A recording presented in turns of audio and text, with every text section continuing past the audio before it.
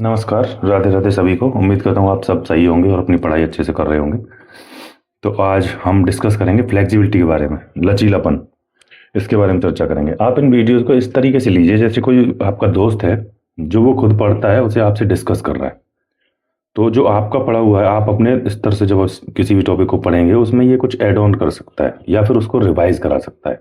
और वो भी तब जब हम अपने स्टडी रूम से बाहर कहीं बैठे हैं फ़ोन के साथ, तब इसे देख लेंगे तो थोड़ा सा और रिकॉल होगा, चीज़ें और ज़्यादा मजबूत होंगी दिमाग में।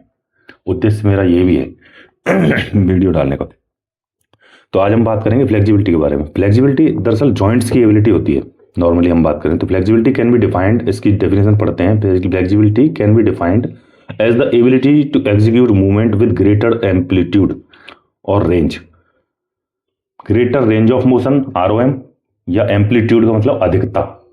किसी भी जॉइंट की वो क्षमता जो बहुत अधिकता तक उसे फैलाने का, एक्सटेंड करने की क्षमता को फ्लेक्सिबिलिटी कहते हैं। जॉइंट्स की एबिलिटी होती है जो स्पेशली बेसिकली। और रेंज ऑफ मोशन का मतलब है मोशन, किसी भी जॉइंट पे जो मोशन हो रहा है वो कितनी रेंज तक जा सकता है, कितनी अधिकता तक। अधिकता से मतलब है एम्पलीट्यूड का यहाँ। अच्छा, कुछ चीज इक्वेट करती हैं हम जनरली जब फ्लेक्सिबिलिटी की बात करते हैं, तो कुछ चीजें इक्वेट करती हैं फ्लेक्सिबिलिटी से, जबकि उनमें और फ्लेक्सिबिलिटी में अंतर है थोड़ा सा। तो उन्हें भी हम समझ लेते हैं। सबसे पहले उन्हें जानना जरूरी है स्ट्रेचेबिलिटी एंड इलास्टिसिटी। ये भी फ्लेक्सिबिलिटी के तौर पे हम जनरली मानते हैं इसको कि ये फ्लेक्सिबिलिटी ही है, लेकिन ये अलग चीज़ है। इनको पढ़ते हैं। देखो, stretchability and elasticity are the special qualities of the muscles and ligaments by which these can be stretched. Muscle और लिगामेंट की स्पेशल क्वालिटी है जिससे ये स्ट्रेच कर सकते हैं and can regain their normal length without any adverse effect on the concern tissue. और वापस उसी लेंथ पे, नॉर्मल लेंथ पे अपनी पे आ जाएंगे, किसी भी टिश्यू को जो भी उसमें यूज हुआ है उसके कोई एडवर्स मतलब खतरनाक प्रभाव न डालते हुए वापस आने की स्थिति, मतलब स्ट्रेच करके वापस आने की स्थिति मसल और लिगामेंट की ये क्वालिटी कहलाती है स्ट्रेचेबिलिटी। स्ट्रेचेबिलिटी एंड इलास्टिसिटी, ये दोनों चीजें। ठीक है। दूसरा एक आता है suppleness. Suppleness denotes the ability of a muscle to remain in a state of low tension. मतलब किसी भी मसल में जो लो टेंशन में रहने की क्षमता उसकी, thereby allowing for smooth and easy movement of the limbs. Limbs के स्मूथ और इजी मूवमेंट के लिए ये जो एबिलिटी है मसल की, एक लो टेंशन की स्टेट में, मतलब एक परमानेंट थोड़ा सा टेंशन उसमें हर वक्त बना रहे, इस तरह की मसल की क्षमता, वो कहलाती है सपलनेस, जिससे उसे लिम्स को मूवमेंट इजी हो जाए, लिम्स के थ्रू मूवमेंट इजी और स्मूथ हो जाए। अच्छा, तीसरा आता है मोबिलिटी, चंचलता। Mobility pertains to a degree of movement possible in different plane at a joint. Mobility का मतलब है, ये पर्टेन्स का मतलब होता है संबंधित है या सरोकार रखती है to the degree of movement, मतलब मूवमेंट की डिग्री, पॉसिबल डिग्री, कितनी डिग्री तक मूवमेंट हो सकता है किसी भी प्लेन में या एक्सिस में। प्लेन एक्सिस जो हम बायोमैकेनिक्स में पढ़ते हैं, किसी भी प्लेन में मतलब किसी भी तरफ बॉडी में, जिस तरफ वो जॉइंट हमें अलाउ करता है मूव करने के लिए, वहां कितना ज्यादा से ज्यादा डिग्री ऑफ मूवमेंट हो सकता है, उसे कहते हैं मोबिलिटी। मतलब कितना किस हद तक वो किसी प्लेन में मूवमेंट ROM लेके जा सकती है, रेंज ऑफ मोशन। ठीक है। Stretchability, elasticity, mobility and suppleness therefore are a part and parcel of flexibility. ये फ्लेक्सिबिलिटी के पार्ट एंड पार्सल हैं, इसी के अपने अंग हैं।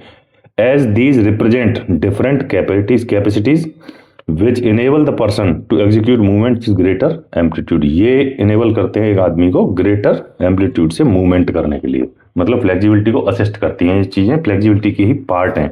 कौन कौन से? Stretchability, elasticity, mobility and suppleness, ये सारे जिनके बारे में हमने भी डिस्कस किया।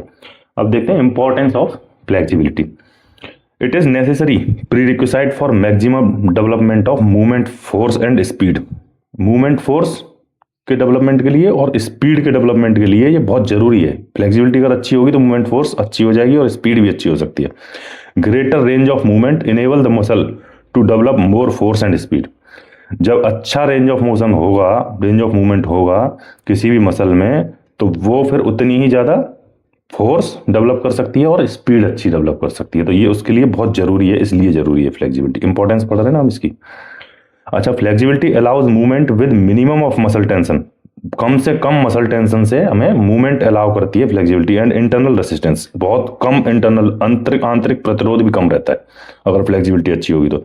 It therefore has a energy saving effect, इससे इकोनॉमिकल मूवमेंट हो जाता है। Good flexibility helps in achieving higher movement economy, है ना, वही जैसा मैंने बोला कि मूवमेंट इकोनॉमी भी इससे होती है, क्योंकि ये बहुत कम मसल टेंशन पे और कम आंतरिक प्रतिरोध पे हमें मूवमेंट करने में हेल्प करती है flexibility. Flexibility is required in motor learning, motor learning में ये जरूरी होती है। For example learning to backstroke in swimming, swimming में जब हम बैक स्ट्रोक सीख रहे होते हैं is possible without good shoulder flexibility. जब शोल्डर की फ्लेक्सिबिलिटी अच्छी नहीं होगी तो हम ये सीख ही नहीं सकते बैक स्ट्रोक स्विमिंग में। Inadequate flexibility always leads to error in movement, जब एडिक्वेट पर्याप्त फ्लेक्सिबिलिटी नहीं होगी तो फिर मूवमेंट में एरर होगा, एरर के लिए लीड करती है।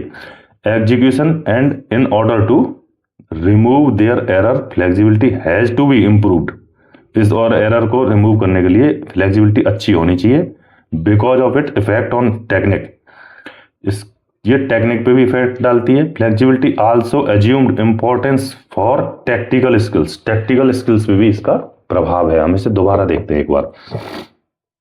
मोटर लर्निंग के लिए फ्लेक्सिबिलिटी जरूरी है, यहाँ ये बात करी जा रही है। एग्जांपल दिया जा रहा है कि learning of back stroke in swimming is impossible, संभव नहीं है विदाउट गुड शोल्डर फ्लेक्सिबिलिटी। जब तक तुम्हारी शोल्डर फ्लेक्सिबिलिटी अच्छी नहीं होगी तो बैक स्ट्रोक को सीखना मुश्किल है, किसी भी स्किल को, मतलब टेक्निक की बात आ गई ना, टेक्निक को सीखना भी मुश्किल हो जाएगा। फ्लेक्सिबिलिटी उसके लिए भी जरूरी है। Inadequate flexibility allows lead to errors in movement, inadequate मतलब अपर्याप्त फ्लेक्सिबिलिटी तो होगी तो उसमें फिर एरर होंगे मूवमेंट्स में, मूवमेंट के एग्जीक्यूशन में, मूवमेंट को किसी को भी करने में हमें एरर होंगे। And in order to remove these errors flexibility has to be improved, इनको रिमूव करने के लिए फ्लेक्सिबिलिटी इंप्रूव होनी चाहिए आदमी की, क्योंकि इसका इफेक्ट पड़ता है टेक्निक पे और टैक्टिकल स्किल्स पे भी। अब अच्छा अगला, flexibility is indispensable for prevention of injuries, मतलब इसके लिए बहुत ज्यादा अपरिहार्य है। अपरिहार्य मतलब अनिवार्य मान लो आप एक तरीके से। फ्लेक्सिबिलिटी इज इंडिस्पेंसिबल मतलब अपरिहार्य for prevention of injuries, elasticity, stretchability and suppleness of muscle and ligament, helps the absorbing the shock, ये सारी चीजें हेल्प करती हैं किसी भी शॉक को एब्जॉर्ब करने में जिससे चोट ना लगे। And external force standing to cause an injury, किसी भी एक्सटर्नल फोर्स को इंजरी करने से भी रोकती हैं। But it must be optimum, लेकिन ये समझने वाली बात है ये ऑप्टिमम होना चाहिए, न कम न ज्यादा। If the joints are over flexible, अगर वो ज्यादा फ्लेक्सिबल हो गए then the chances of injury increase, तो फिर इंजरी के चांसेस बढ़ जाते हैं क्योंकि जॉइंट में स्टेबिलिटी कम हो जाती है, तो फिर उसकी वजह से इंजरी होने लगती है। इसलिए फ्लेक्सिबिलिटी को हमेशा ऑप्टिमम लेवल तक ही ले जाना चाहिए, ओवर फ्लेक्सिबल नहीं हो जाना चाहिए किसी को भी। इन अदर वर्ड्स अगर हम दूसरे शब्दों में समझें, द स्टेबिलिटी ऑफ जॉइंट, जैसा मैं कह रहा था, is maximum when it flexibility is optimum. Stability of joint is maximum, joint की स्टेबिलिटी मैक्सिमम होगी जब फ्लेक्सिबिलिटी ऑप्टिमम होगी, मतलब पर्याप्त होगी, न कम न ज्यादा, एक सही लेवल पे। अब इसके टाइप्स की बात करते हैं। ये केवल दो ही प्रकार की होती है, पैसिव फ्लेक्सिबिलिटी और एक्टिव फ्लेक्सिबिलिटी। जैसा हम जानते हैं पैसिव का मतलब कोई और हमें पकड़ के या हेल्प करके हमारे जॉइंट्स को स्ट्रेच करा रहा हो या रेंज ऑफ मोशन अचीव करवा रहा हो, और एक्टिव का मतलब हम स्वयं कर रहे हो मूवमेंट में या स्टैटिक, दोनों तरीके से ये हो सकती है एक्टिव। पैसिव स्टैटिक ही होगी। The ability to movement, passive को पढ़ते हैं, the ability to do movement with greater amplitude with external help, मतलब बाहरी सहायता से, इज कॉल्ड पैसिव फ्लेक्सिबिलिटी। ठीक है, सिंपल, किसी की सहायता से। Active, the ability to do movement with greater amplitude without any external help is called active flexibility. ये दो प्रकार की होती है, स्टैटिक और डायनेमिक। स्टैटिक का मतलब requires for movement done while standing या फिर सिटिंग या खड़े होने में या बैठने में जो मूवमेंट्स रिक्वायर्स होते हैं उनमें ये स्टैटिक फ्लेक्सिबिलिटी यूज होती है।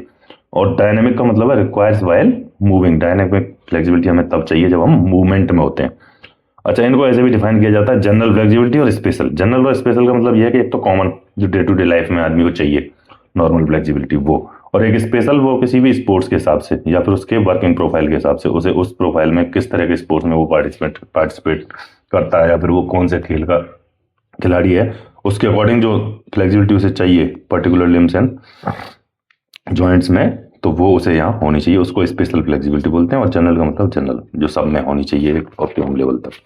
अब बात करते हैं फैक्टर्स डिटरमाइनिंग फ्लेक्सिबिलिटी। फ्लेक्सिबिलिटी को कौन कौन से फैक्टर हैं जो अफेक्ट करते हैं। Anatomical structure of joint, joint की एबिलिटी है, तो जॉइंट का जो एनाटॉमिकल स्ट्रक्चर है, मतलब रचना के आधार पे जो जगह है कैसा है वो, ये जॉइंट कंसिस्ट ऑफ 2 और मोर बोन एंड्स, 2 या 2 से ज्यादा बोन एंड्स होते हैं किसी भी जॉइंट पे, जब उसे जॉइंट कहलाया जाता है वो। Joint together by ligament, ligament के सारे जुड़े होते हैं। The bone ends are in physical contact, वो बोन एंड्स जो होते हैं वो फिजिकल कॉन्टैक्ट में होते हैं विद ईच अदर, एक दूसरे से। The manner in which the bone ends are joint basically decides the type, जिस मैनर में वो बोन एंड्स आपस में जुड़े रहते हैं वो डिसाइड करता है type and extend of movements possible at the joint. उसी से ये डिसाइड होगा कि किस टाइप के मूवमेंट वहां हो सकते हैं और किस हद तक हो सकते हैं। मतलब हर जॉइंट की अपनी अपनी अलग अलग क्षमता है फ्लेक्सिबिलिटी की, वो उसकी रेंज अलग अलग होगी हर जॉइंट की। वो किस तरह बना हुआ है, किस तरह बोन एंड वहां जुड़े हुए हैं, कितना मूवमेंट किस तरफ कैसे अलाउ करते हैं, वो उसी पे डिपेंड करेगा कि वहां एक्सटेंट ऑफ मूवमेंट कितना हो सकता है और किस टाइप का हो सकता है। Example, ball and socket joint off shoulder and hip also for greater mobility at these joints. Ball and socket joint shoulder में और हिप में जो होते हैं, इनको ग्रेटर मोबिलिटी देते हैं जॉइंट्स में। On the other hand hinge joint, इनकी ज्यादा मूवमेंट होते हैं बॉल एंड सॉकेट के, क्योंकि बॉल होती है उसमें सॉकेट फंसा रहता है तो वो घूमता रहता है चारों तरफ। हिंज जॉइंट जो होते हैं जैसे नी में, एल्बो में, कोहनी में, घुटने में, ओनली फ्लेक्शन और एक्सटेंशन इनमें हो सकते हैं बस, तो इससे भी फ्लेक्सिबिलिटी प्रभावित होती है। दूसरा आता है ligaments of the joint. In a joint the bone ends are joints together by ligaments, bone ends जुड़े रहते हैं लिगामेंट से, विच आर थिक बोन्ड, जो कि मोटे बोन्ड होते हैं, ऑफ कनेक्टिव टिश्यू के बने हुए। The ligaments allow the movement to take place at the joint while keeping the bone ends together. उनको एक साथ जोड़ के मूवमेंट किसी भी जॉइंट पे कराना लिगामेंट की वजह से ही पॉसिबल होता है, क्योंकि यही उसे जोड़े रखते हैं टुगेदर, लिगामेंट्स। ठीक है, बोन एंड्स को जुड़े रहते हैं लिगामेंट के थ्रू, तो उससे भी डिपेंड करता है। The length and arrangement of ligaments, कितने बड़े हैं और किस तरह से लगे हुए हैं, as well as their elasticity, और उनमें कितनी इलास्टिसिटी है प्राइमरली डिटरमाइन, ये प्राइमरली डिटरमाइन करेगा in which direction the movement can be take place and what extent, कौन सी डायरेक्शन में मूवमेंट हो सकता है और कितना हो सकता है, ये लिगामेंट पे ही डिपेंड करेगा। जॉइंट्स के जो लिगामेंट होते हैं वो हैं कैसे और किस तरह से अरेंज हुए हैं। स्ट्रेचेबिलिटी ऑफ मसल, जैसे अभी बात की थी, वो पार्ट एंड पार्सल में बोला था ना उसको। Stretchability of muscle is the most common factor limiting the range of movement. Stretchability सबसे ज्यादा कॉमन फैक्टर है लिमिट करने के लिए किसी भी रेंज ऑफ मूवमेंट को। In all movement at the joint the muscle must contract to execute the movement. किसी भी जॉइंट पे मूवमेंट करने के लिए, किसी भी जॉइंट पे मूवमेंट करने के लिए मसल को कॉन्टैक्ट होना बहुत आवश्यक है। Execute the movement, to execute the movement, किसी भी मूवमेंट को एग्जीक्यूट करने के लिए। To make the movement possible the antagonist muscle must be stretched, otherwise the movement can not be executed with the required amplitude. एक होती है agonist, एक होती है एंटागोनिस्ट। जो मुख्य रूप से काम कर रही होती है वो होती है एगोनिस्ट, और एक जो पीछे होती है उसके, जो एक जब एगोनिस्ट कॉन्टैक्ट हो रही होगी तो वो लेनदेन हो रही होगी, और जब वो कॉन्टैक्ट हो रही होगी तो एगोनिस्ट वो हो रही होगी, तो फिर वो भी अच्छे से स्ट्रेच होनी चाहिए। अगर वो स्ट्रेच नहीं हो रही तो फिर वो काम आधा हो गया। इसलिए स्ट्रेचेबिलिटी भी प्रॉपर होनी चाहिए, तभी संभव हो पाएगा। दोनों ही मसल्स की स्ट्रेचेबिलिटी अच्छी होनी चाहिए। अच्छा ठीक है, कोऑर्डिनेशन, समन्वय क्षमता जो होती है, the coordination process determine flexibility. Coordination तो इसमें चाहिए सबसे ज्यादा, स्पेशली डायनेमिक फ्लेक्सिबिलिटी में। जब हम डायनेमिक फ्लेक्सिबिलिटी की बात करते हैं तो उसमें कोऑर्डिनेशन का बहुत बड़ा रोल है, to a high extent. For optimum range of movement the contraction of agonist and synergic muscle, agonist और सिनर्जिक मसल के कॉन्ट्रैक्ट को ऑप्टिमम रेंज ऑफ मूवमेंट में, and the stretching of antagonist, antagonist के stretching has to be effectively controlled and regulated by CNS. ये चीजें antagonist, synergic muscle, इनके contraction और stretching antagonist muscle की किसी भी रेंज ऑफ मूवमेंट में, ऑप्टिमम रेंज ऑफ मूवमेंट में एंटागोनिस्ट की स्ट्रेचिंग और एगोनिस्ट और सिनर्जिक मसल की कॉन्ट्रैक्शन, इसको बहुत अच्छे से इफेक्टिवली कंट्रोल होना चाहिए और रेगुलेट होना चाहिए सीएनएस के द्वारा। सीएनएस इसे अच्छे से कंट्रोल करता है, तब ये फ्लेक्सिबिलिटी अच्छे से पॉसिबल हो पाएगी। यहाँ पर अच्छी फ्लेक्सिबिलिटी तभी अचीव कर पाएंगे हम। स्ट्रेंथ का भी होना फ्लेक्सिबिलिटी के लिए बहुत जरूरी है। और दूसरी बात ये कि जब हम फ्लेक्सिबिलिटी की एक्सरसाइज करते हैं तो उसके साथ स्ट्रेंथ की एक्सरसाइज जरूर करनी चाहिए, क्योंकि मसल में जब स्ट्रेंथ होगी थोड़ी बहुत तभी वो फ्लेक्सिबिलिटी की एक्सरसाइजेज वगैरह ट्रेनिंग की जा सकती है। In order to achieve the certain movement amplitude the antagonist muscle must have a minimum level of strength required. Antagonist muscle को एक मिनिमम लेवल ऑफ स्ट्रेंथ की जरूरत होती है जब हम कोई भी फ्लेक्सिबिलिटी वाला मूवमेंट कर रहे होते हैं।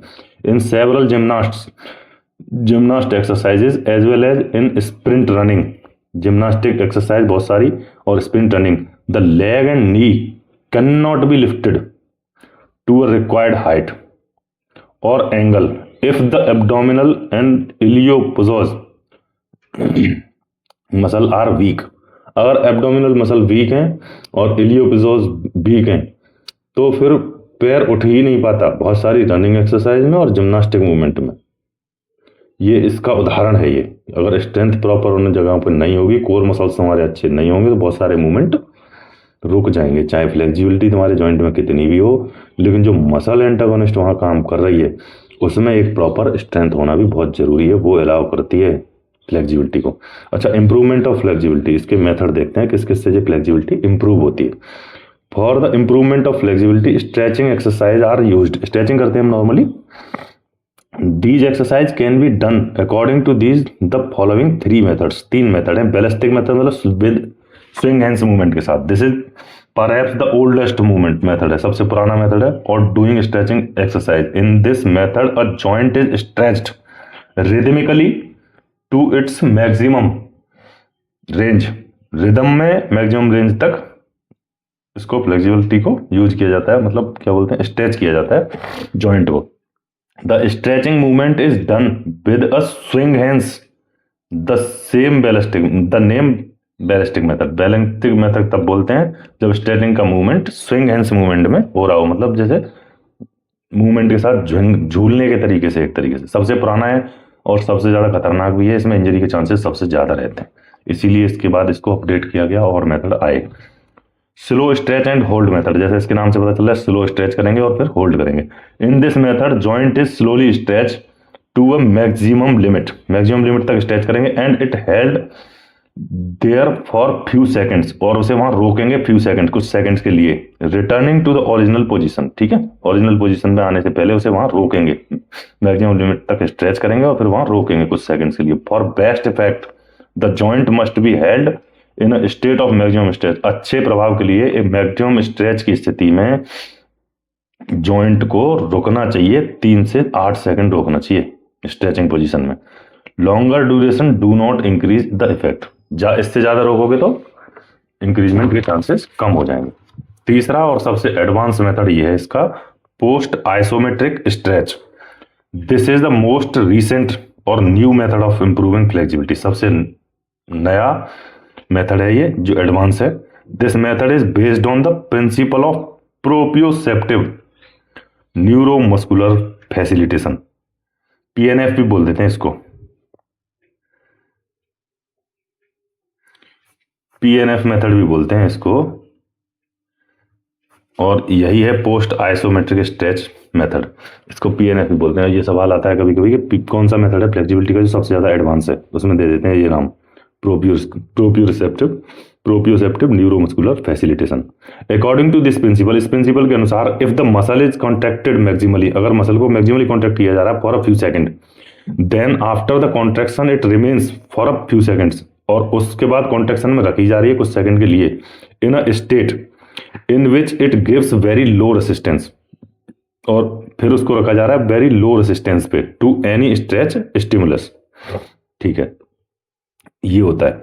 अब हम इसको और अच्छी तरह समझते हैं, अगली लाइन में इनमें समझ में आएगा। इन this method a muscle is first contracted isometrically.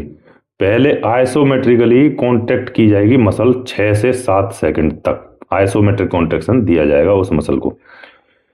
In isometric contraction should be maximal, मतलब ज्यादा होना चाहिए, फुल आइसोमेट्रिक कॉन्ट्रैक्शन देना है। After this the muscle is gradually stretched. उसके बाद आइसोमेट्रिक कॉन्ट्रैक्शन देने के बाद उसे स्ट्रेच करेंगे ग्रेजुअली, धीरे धीरे धीरे धीरे, टू इट्स मैक्सिमम लिमिट, उसकी अधिकतम क्षमता तक। And it is held in this position, उस पोजीशन में फिर उसे रोकेंगे 8 से 10 सेकंड। पहले कॉन्ट्रैक्ट किया आइसोमेट्रिक, फिर उसे स्ट्रेच किया ग्रेजुअली, फिर वहां पे भी 8-10 सेकंड रोका। This procedure is to be repeated 4 to 8 time for each muscle group. हर मसल ग्रुप के लिए 4 से 8 बार इस प्रोसीजर को दोहराया जाएगा। तो ये सारी बातें फ्लेक्सिबिलिटी के बारे में हो गई। कुछ चीजें और भी हैं फ्लेक्सिबिलिटी के बारे में जिन्हें मैं बताना चाहूंगा। एक तो इसके साथ स्ट्रेंथ की ट्रेनिंग होना बहुत जरूरी होता है, कभी भी इसको बिना स्ट्रेंथ की ट्रेनिंग ना करें। दूसरा एक फैक्ट है इसमें, ये मेल में कम होती है और फीमेल में ज्यादा होती है नॉर्मली फ्लेक्सिबिलिटी जॉइंट्स की। और तीसरा है एडोलसेंस में, एडोलसेंस की जो एज होती है उसमें इसका लेवल एकदम से घटता है, ये देखा गया है। और प्यूबर्टी से पहले, प्यूबर्टी से पहले यहां इसका स्टेटस ज्यादा होता है, बेस्ट एज होती है डेवलपमेंट करने की, मतलब हाँ सॉरी, ट्रेनिंग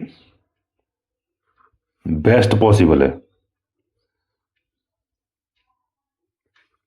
इफेक्टिव ट्रेनिंग। ये प्यूबर्टी से पहले अगर इसकी ट्रेनिंग की जाएगी फ्लेक्सिबिलिटी की तो वो सबसे अच्छे रिजल्ट आएंगे, उस एज से पहले कर लेना चाहिए।